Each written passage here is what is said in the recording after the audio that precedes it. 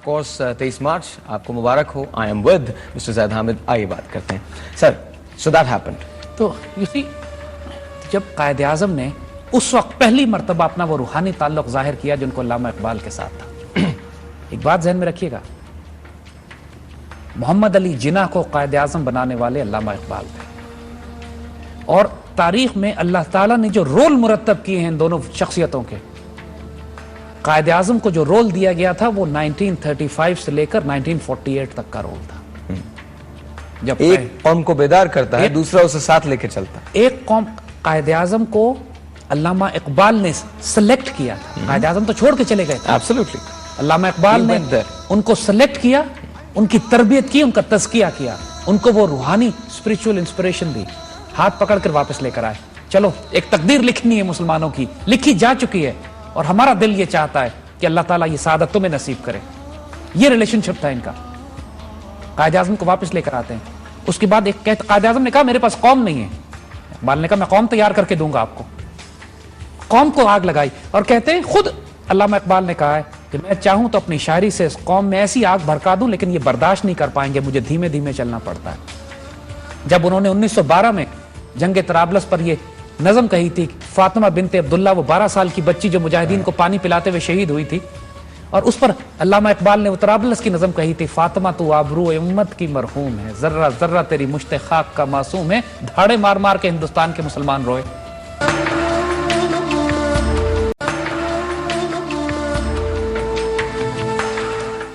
علامہ اقبال کے کچھ شعر تو اتنے ماسٹر پیسز ہیں, یقین کیجئے آج انسان پڑھتا ہے تو اب نارمل ہونے لگتا ہے. اس وقت مسلمان جو اردو بھی سمجھتے تھے, فارسی بھی سمجھتے تھے, جو ان کے ساتھ وابستہ اور تعلقات تھے, ان کا وہ شعر کے یعنی یقین کیجئے کیفیت یہ ہوتی تھی کہ جب طرابلس کے جنگ طرابلس کے حوالے سے, تو بادشاہی مسجد میں جب اقبال اپنی نظمیں پڑھتے تھے, حضور صلی اللہ علیہ وآلہ وسلم کی شان میں انہوں نے ایک نظم پڑھی جس میں انہوں نے طرابلس کے شہیدوں کے حوالے سے فرمایا تھا کہ یا رسول اللہ صلی اللہ علیہ وسلم, میں آپ کی خدمت میں ایک تحفہ لایا ہوں جس میں طرابلس کے شہیدوں کا لہو ہے.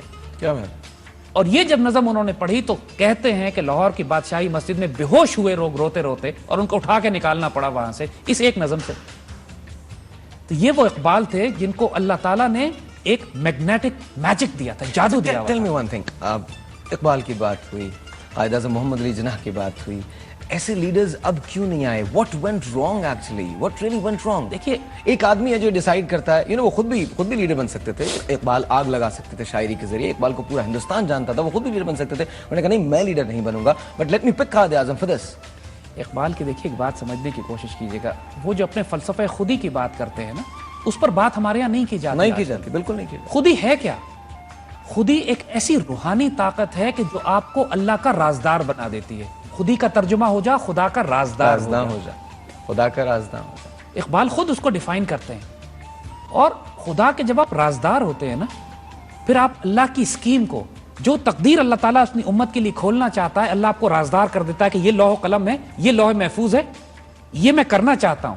اور اپنے پیارے بندے سے کہتا ہے اگر محمد سے وفا کی تو نے تو میں تمہیں لوح و قلم دیتا ہوں, لکھو اپنی مرضی سے جو لکھنا چاہتے ہو. کیا لوح کی محمد سے وفا تو نے تو ہم تیرے, جہاں چیز ہے کیا. اور پتہ یہ جواب شکوہ کا آخری شعر. حیرت انگیز بات یہ ہے کہ الٹیمیٹ کنکلوژن اس سے بڑا کنکلوژن نہیں ہو نہیں سکتا. اور تو اللہ نے جب اقبال کو یہ موقع دیا کہ میں تمہیں اجازت دیتا ہوں کہ تقدیر لکھو امت کی, تو یہ اقبال نے فیصلہ کیا, مالک آپ کی دی ہوئی اجازت سے میں جناح کو چنتا ہوں.